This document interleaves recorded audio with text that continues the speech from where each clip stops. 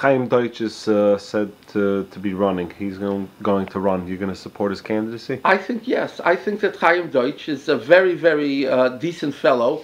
And for my listen, do I agree with everything he did? Do I agree with Chaim when he supported Greenfield? Absolutely not.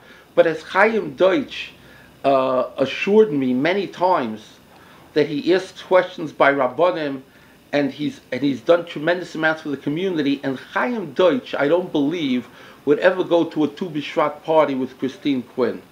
So I think that under the circumstances, Chaim Deutch has earned the right to run for office, and hopefully he'll get in. And when he does, hopefully he will be very careful representing Frum community and Frum values. By the way, they just came out now with something else, that there's, in every prison, there's law libraries where the prisoners can research how to get themselves out of prison. Now, because of budgetary cuts, they're going to take out the law libraries and they're going to do it online, and this and that. In other words, they're cutting right and left whatever they could. All of a sudden, they give millions of dollars for TAP.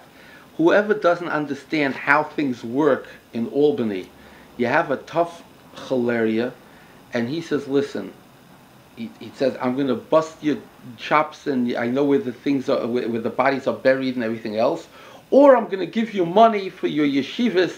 And he presses the magic button, money for yeshivas. Al says mutter for money for yeshivas.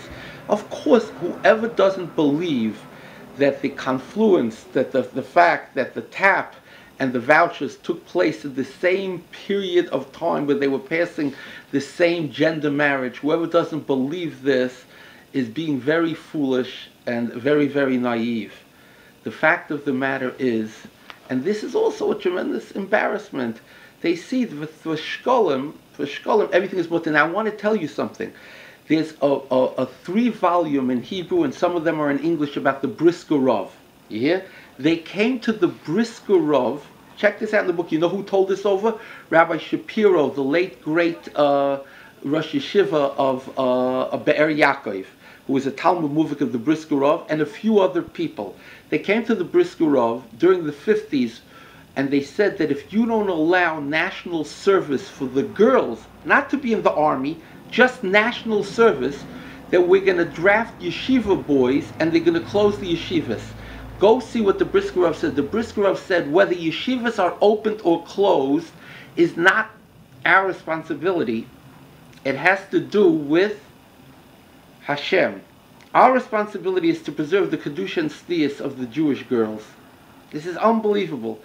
The Brisker Rav today would say it's not our responsibility to get TAP for the yeshivas. It's our responsibility to see to it that same-gender marriage doesn't pass, that brings a marvel to the world, and we have to fight it. That's the problem that we have today. We've forgotten about the Brisker Rav.